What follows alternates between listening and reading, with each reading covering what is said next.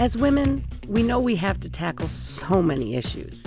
Our bodies, our health, struggles with aging, weight, sexism, racism. We experience economic discrimination and bias in the workplace and in our community.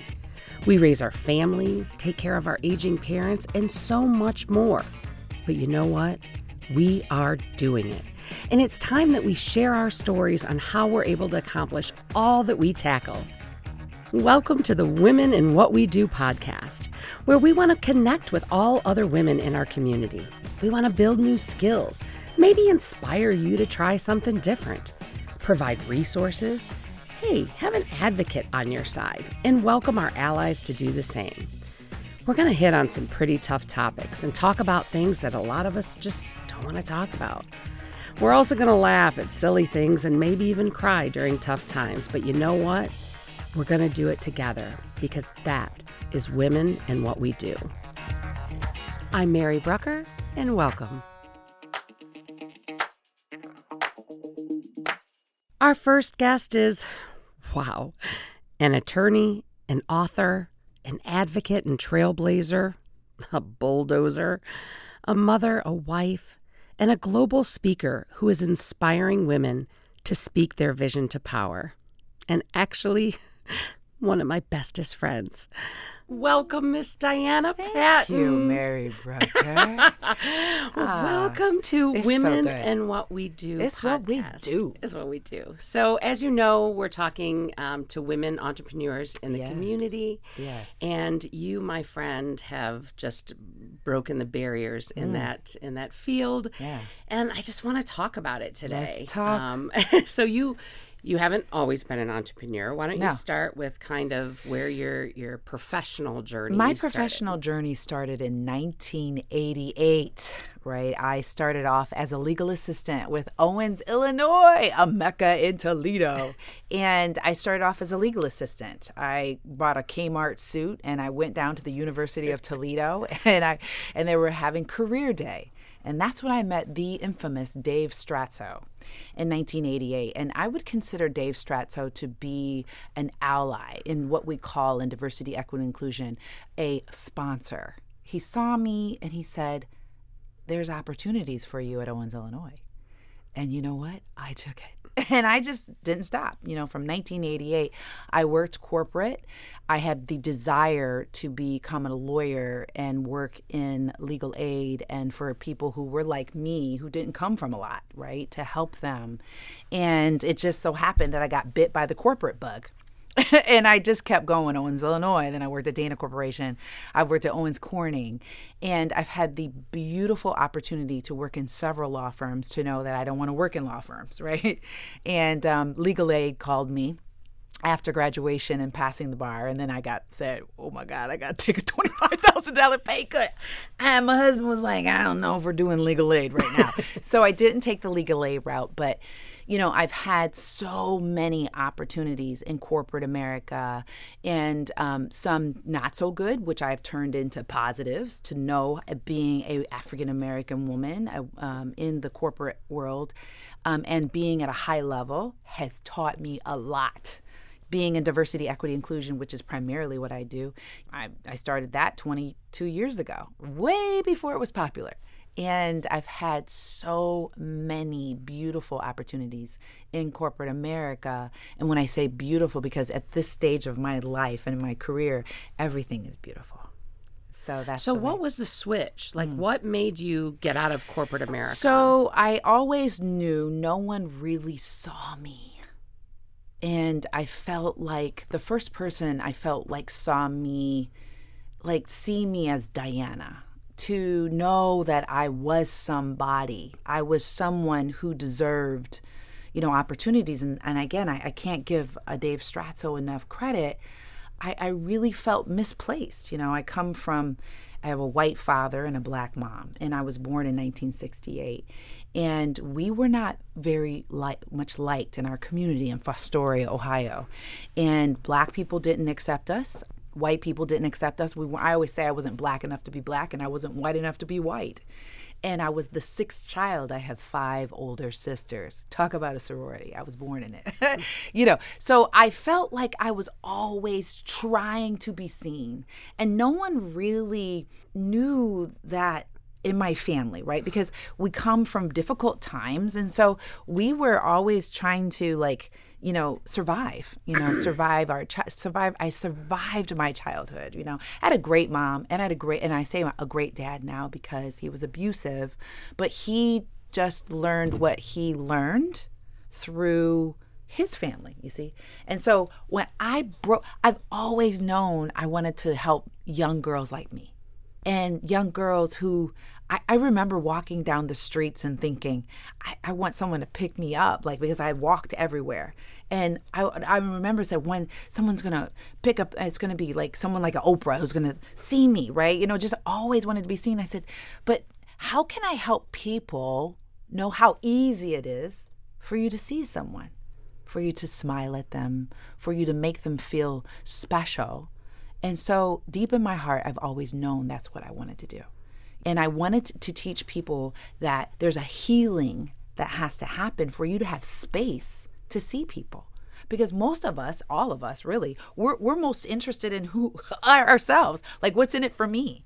And service, in my opinion, doesn't come with I expect something in return, right? And so for me, I've always known this. And the catalyst was when my brother took his life.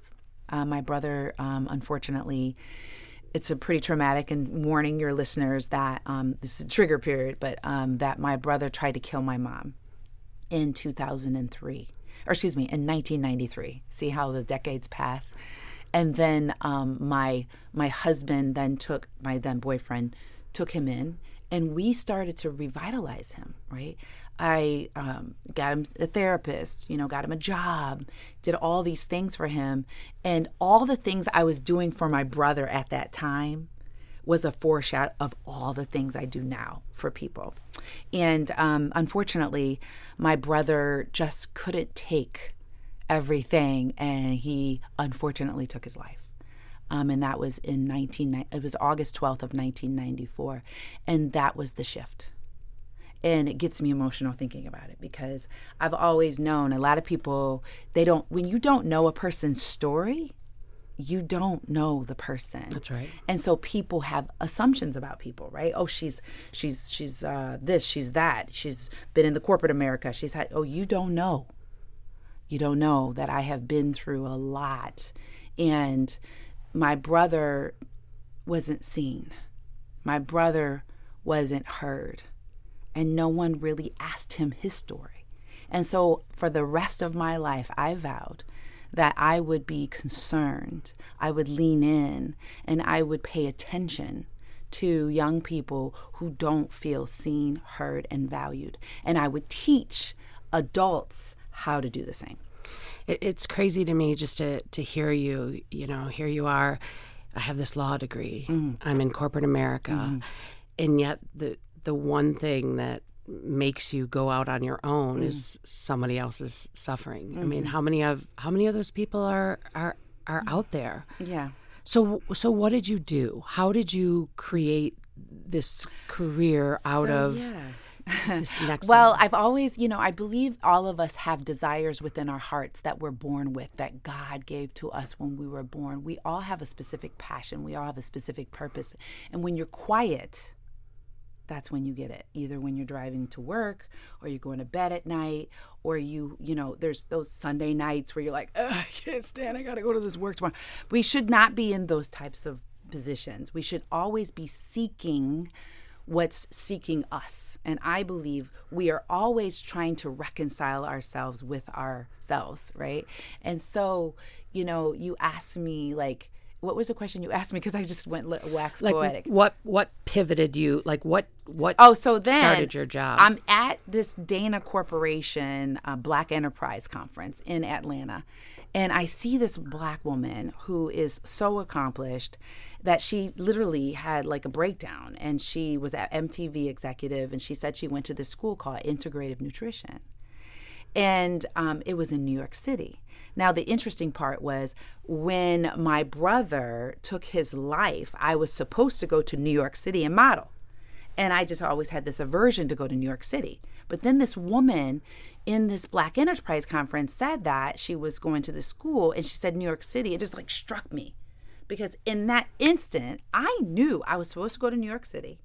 I was supposed to go to this school. I came home, I looked it up, and it was a yes, I'm going to the school. And my husband's like, you're crazy, because we already had 2 kids, and I had this great job, and I knew that I was supposed to go. And I went to New York City. Not only did I go to New York City to go to integrative nutrition, I had applied for Health Magazine's Health Woman of the Year and won. And guess where it was at? New York City. And so I got the opportunity to model in Soho, New York, years after my brother took his life. And then I went to integrative nutrition, and it was a done deal. I knew at that point I'm supposed to be the coach.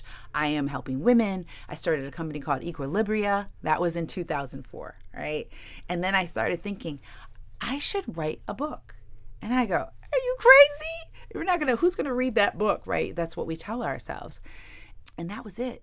I was bit by the bug. And I knew it. I just loved it. I have this passion that I just, like loving up on people, but not in the traditional, like when I say love up on people, meaning like I want to see them and I want to value them for the essence of who they are, right? I do not care if you are a lawyer, a doctor, you have years of experience in all the 9. I just want to know that I want to see you in your heart level. And then that started my whole company. I went from Equilibria. And then we went to Fittitudes, which is feeling inspired together, having the attitudes of Christ, to Fittitudes. And then I stopped that and I said, you're crazy. You can't make any money. You're going to go back to working full time. So I became general counsel and vice president at the Fair Housing Center. And then I left finally in 2016, published my book, and I've been on my own ever since. Wow. Yes, baby. Yes. That's what my husband says. Wow. He's like, oh gosh, this is a lot. Yes, it's a lot. Like so many of us, I mean, you've always been my inspiration because I come to you because you always say, just do it. Yeah. Just go for it. You do it. Like, where does that come from? Because when you have been through a lot of stuff and you've been, I feel like Martin Luther King, to the mountaintop, okay? When you have been to the highest of high, to the lowest of low, you realize why would I wait? And I've had so much death around me, right? I've come from a very large family. And I'm like, but what if I'm gone tomorrow? What am I waiting for? What is this life all about? Am I supposed to be living life to the full, which is what the Bible I read says, that the scriptures tell me this. And I said, I'm a big scripture person in the Bible, and my faith guides me. So I know that all things are possible. I do believe that I can do anything. And I also know that I'm willing to forego life's likes and personality, being the most popular person. That's not my goal. My goal is life impact. And so with the goal being life impact and to please God above all else, not people, why wouldn't you go for it? But oftentimes people are so concerned with people pleasing and falling into certain traps of, popularity and all the things. And then we fall into fear because we're so concerned about people liking us. We don't do anything, right? And so I'm not into checking those boxes. I believe with all of my heart because I meditate, I pray, I'm constantly seeking God's voice in my work. I want people to know that is your most important job, is to reconcile yourself, forgive yourself, get rid of blame, shame, guilt, all those kinds of things, and to live a life of joy, compassion, kindness, and having a spirit of truth and humility. Boom. You could do anything. But I really believe that we're all called. We are all called. And not everybody's answering the call because we're too concerned about the outside. Everything. I believe this in my heart. I believe with all of my heart that when I'm connected to my source of power, I'm connected to God, that everything else will be added to me. Millions of dollars, which God, whenever you are ready, let it land in my lap. But millions of dollars, my relationship with my husband, 25 years, we talk about this. It's not always easy, but we're committed. My health, my wellness, my kids, everything that I'm concerned about, everything will come. Everything. I have no doubt. And I want to teach other people to do the same. You do teach other people to And do I am teaching other people to do the same. One of the things that, and again, I know you personally. Yeah. And I think when people first see you or know you, they think you're on this constant high and you're always positive and you're, just ruling the world and everything is great. Where are you most vulnerable? I am most vulnerable because I have a fight and flight mentality. I am a fighter. I'm a lover. I like to say I'm a lover, not a fighter. That's a song. But I am deeply, I have a lot of trauma. And so my brain was developed at the hands of a traumatic father. So my natural inclination is to go back to, you're not going to get over on me. I'm guarded up, right? I'm going, I'm keeping my moat around me. And I'm the most vulnerable with connecting with my husband. Because I was told and saw my mom and dad at it all the time. And I'm like, oh my gosh, why am I like this? And why, I'm like this because. So I have to work at that. And I also have to, I'm like the fight or fleer person. And I'm just going to go, right? So my vulnerability, let's just put it this way. There's two aspects. One, I'm a vulnerable person, period. I share it all. I have nothing to hide. People are like, well, don't let him see it. No, I don't care. This is what happened. This is why, because I don't want to carry any baggage around with me with that someone else is going to get over on me because they know something. There's absolutely nothing no one else can do to destroy my opportunities. Nothing. Because I believe all things work together for the good. So therefore, I always say, hit me with your best shot. Because any arrow that comes at me, it won't prosper. It will not prosper. And so vulnerability for me is my superpower. But where I'll get a little weak, as I said, is when I'm really trying to, get rid of some of that old trauma and old baggage that keeps coming up to my face, right? But the quieter I get, the more I meditate, the freer I am, because I get to live a life of surrender. And that's a peaceful place to be. Right. I recently had the great privilege of watching one of your global summits that we just did. So nice. Right, speaking your vision to power. Yes. And I know that is where your entrepreneurial vision is right now. Yes. I'll let you tell what this. Well, I got 10,000 women I see in a vision, right? And I believe all of us have, every single one of us has, I believe, Martin Luther King visions, right? Where we know when we know, and that's mine, right? I have a vision. I want to see these women free. I want them to experience freedom at the deepest level. Why? Because when you experience that freedom, you are going to be able to soar. You're going to help your family soar. You're going to break generational curses.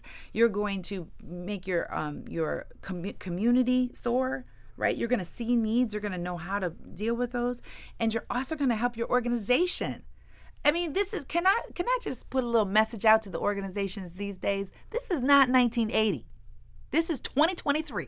We just had a pandemic and one of the largest social justice movements of our time, and we're seeing laws being passed that are really ridiculous. It's time we wake up and understand that the women that I'm working with, we're changing things, right? And by the way, read the McKinsey and Lean In study done in 2022 of women in the workplace, and you will know what I'm all about. Not only am I just working with women, but just really helping them understand that they're being called. You're being called. Every single one of us. Wake up. Answer the phone call. And you gain the confidence because you keep the commitments that you make to yourself. How many of you know when you don't keep a commitment, you think you're an imposter? You're not an imposter. There's no such thing as imposter syndrome, right? You are because you say you are. And we all need community. There's nothing better than knowing other people are with you. And so that's what I'm all about, right? Is helping people become rise advocates. They can soar. They can be the best that they can be. And there's no story from your past that will stop you. Nothing will stop you. And that's the beautiful part of what I love helping people do. Well, the whole point of Women in What We Do podcast is about telling your story. And I think what you're doing is lifting us all up to help us, give us the voice that we all need. And I'm so grateful for your strength, for your wisdom. Thank you, for Mary. your friendship. And yours, too. And the strong woman over here. For being here today. Thank you so much. I appreciate you. I appreciate you. Thank you.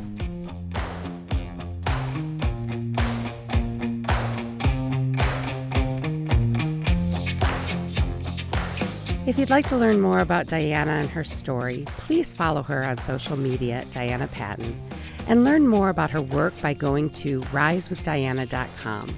And please think about becoming a Rise advocate. Thanks so much for joining me on today's episode of Women in What We Do. I'm your host and producer, Mary Brucker, and my co-producer, talented director, and the one that keeps me sane, Miss Sierra Ortiz. Sitting next to me, editing, mixing, and post-producing, our sound effects expert, Christopher Pfeiffer.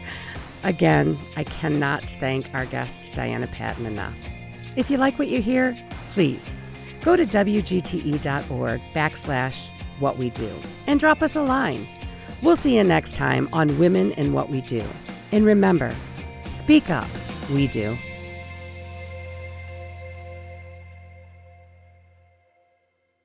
WGTE.